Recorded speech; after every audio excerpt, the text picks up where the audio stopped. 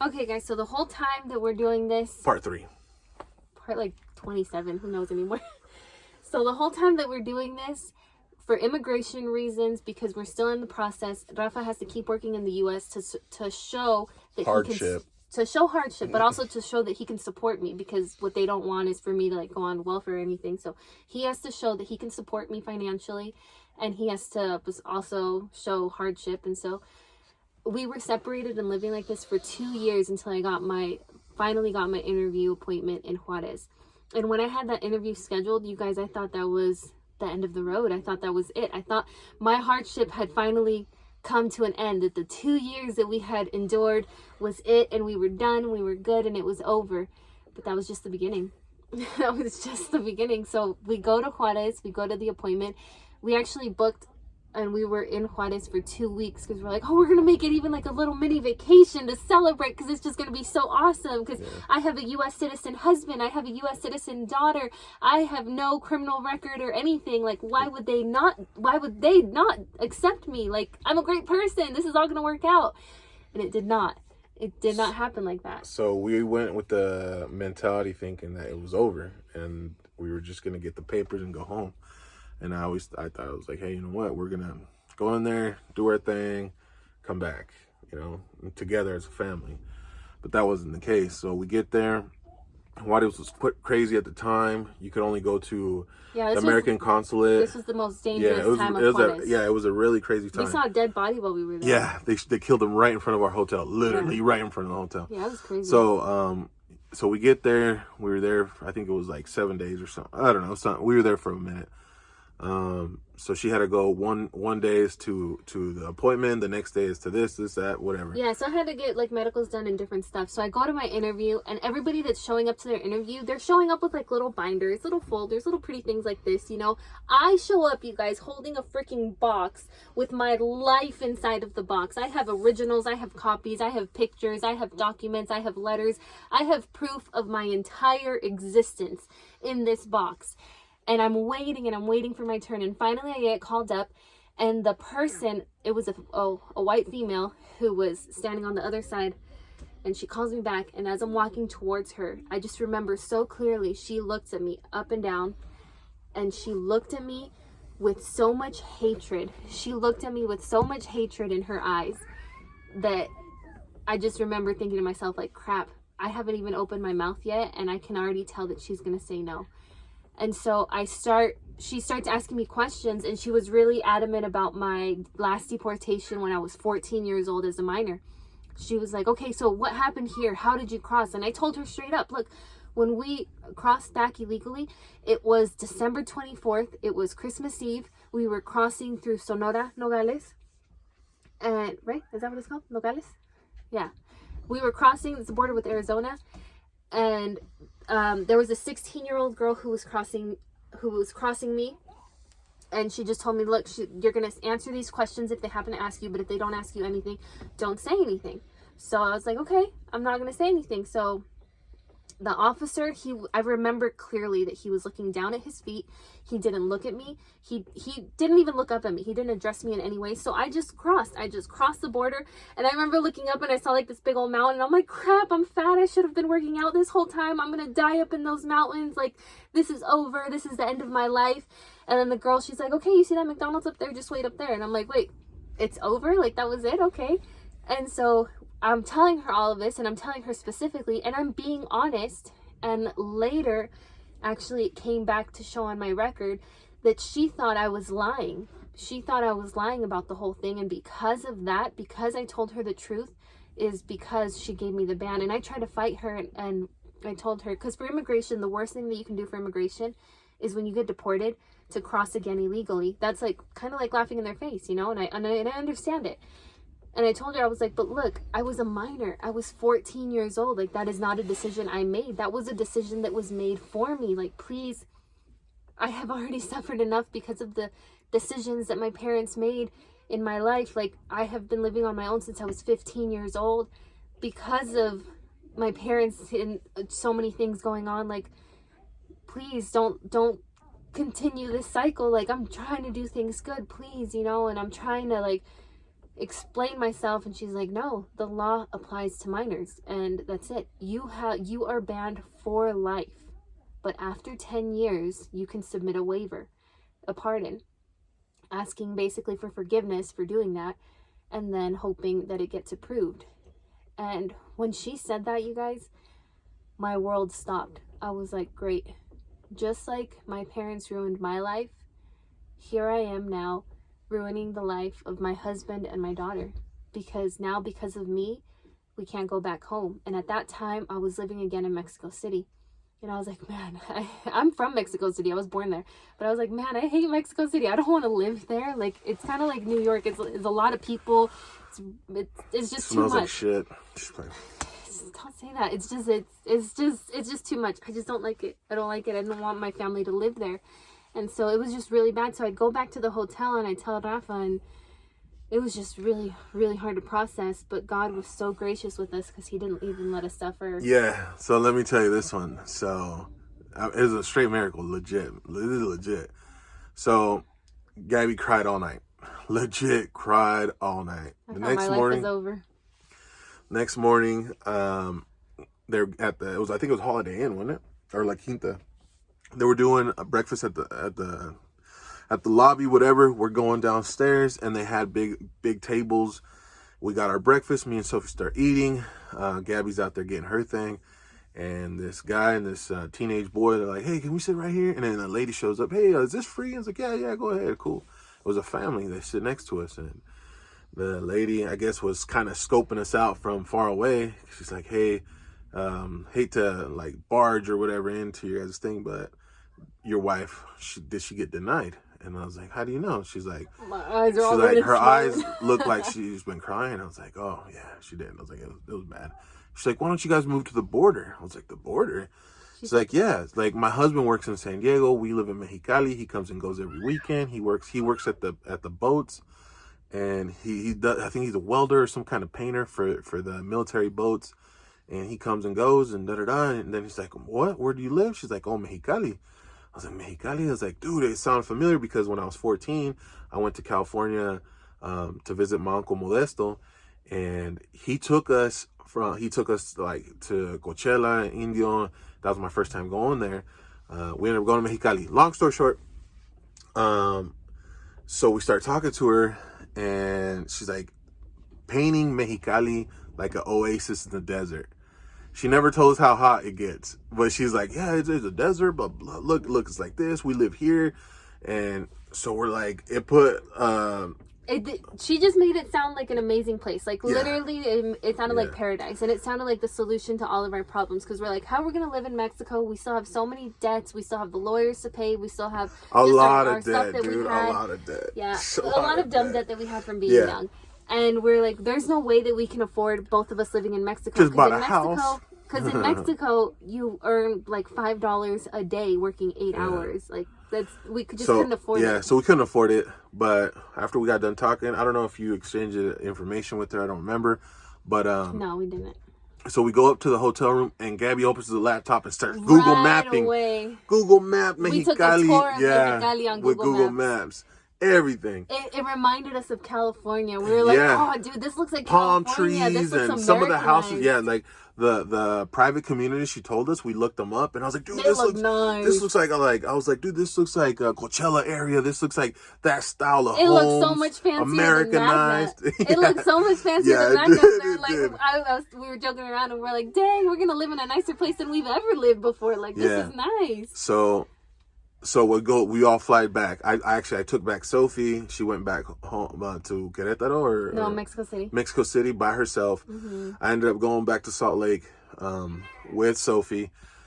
I used to have a 82 Coupe de Ville. It was my project car. And I was turning low rider. Yeah, I was turning it. It was a low ride for sure.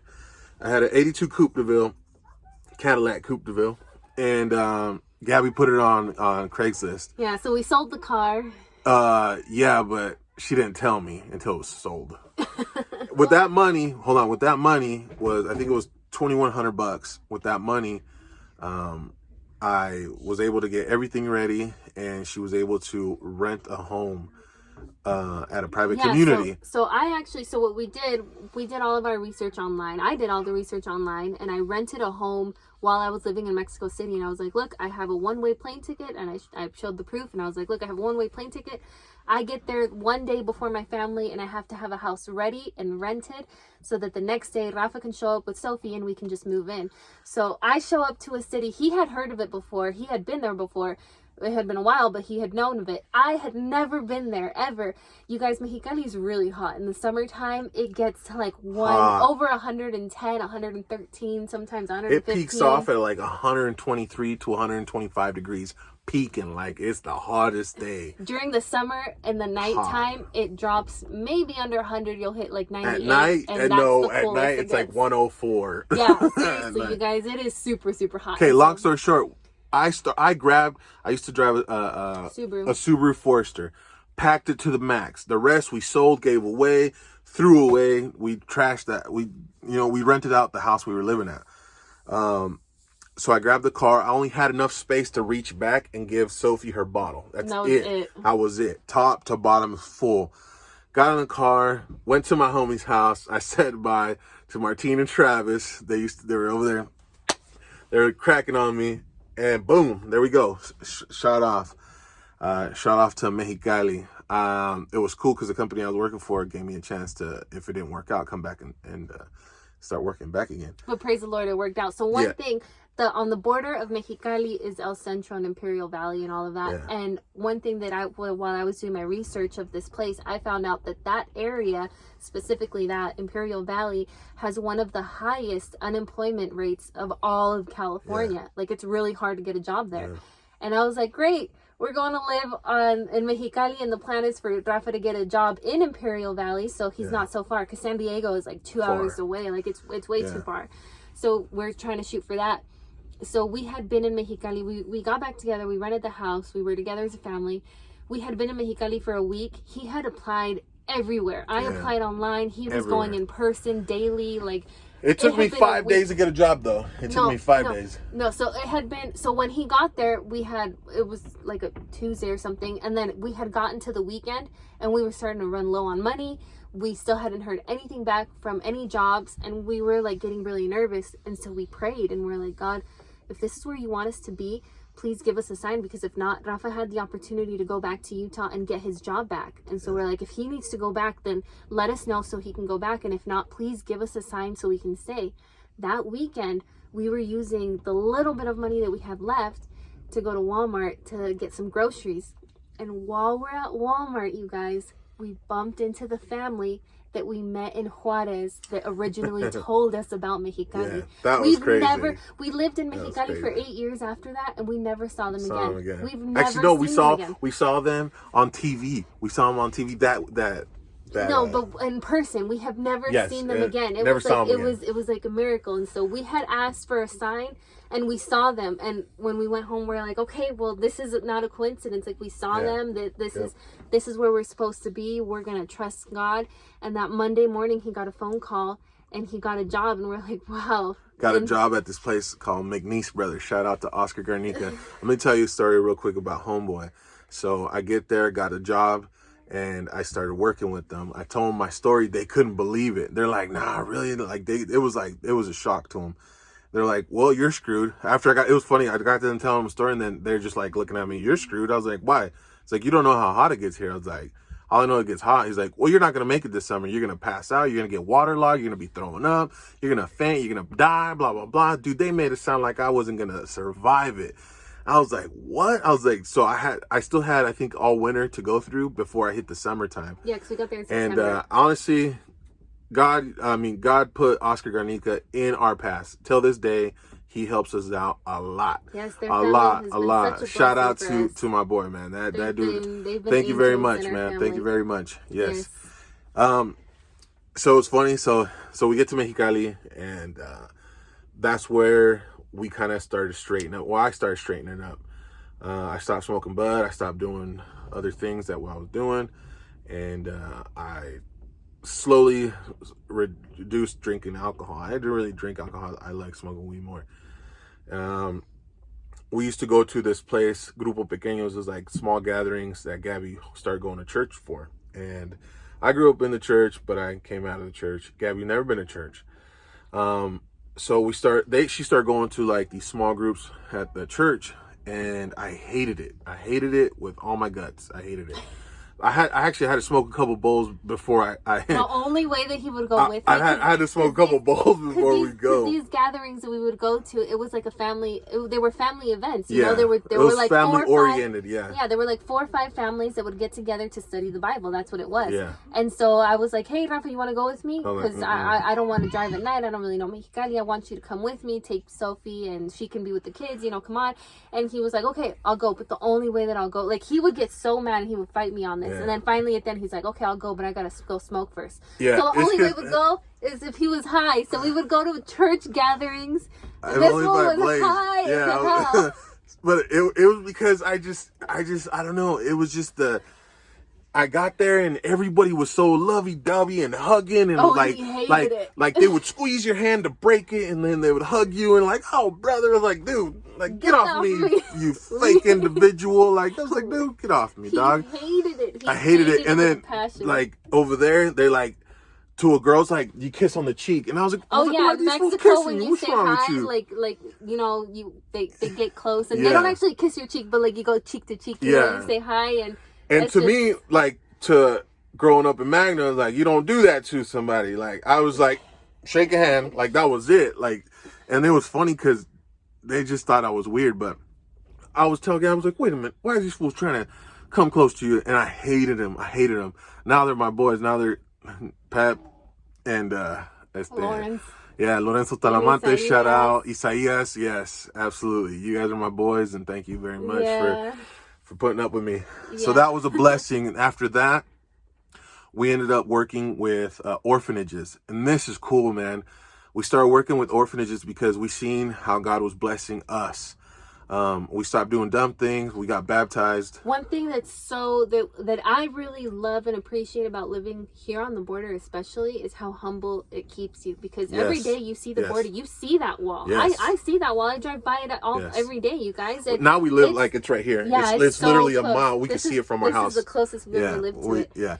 But every day that I drive past it, like, it's a mental battle for me. Like, I remember in the beginning when we first moved to Mexicali, I couldn't drive and see the border. I couldn't get that close. I couldn't get close enough to see the wall because it would mess with me, because I would be like, man, all I want is to cross that stupid wall and I can't. And I'm trying to do things the right way, but I'm here and I can't cross it. Yeah. And there was times in my journey in these 10 years that I would be like, Lord, I don't think I'm ever going to cross that wall, and I would lose my faith, and then I'd be like, okay, well, there's a reason that we're here. But one thing that I love about living here on the border, you guys, it keeps you humble. Yes. There are so many people here who are in need, and you see the great need. Let me tell you some. Let's continue on with our timeline.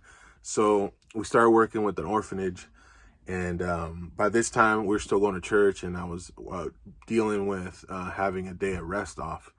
The Sabbath off. We're 7-day Adventists, so I was dealing with that stuff and going through all these other things. We're not saints at all, guys. So don't think that you guys are high and mighty, holy. Nah. So we started working with these people, and we started meeting these little kids, man. And I noticed that most of the youngsters over like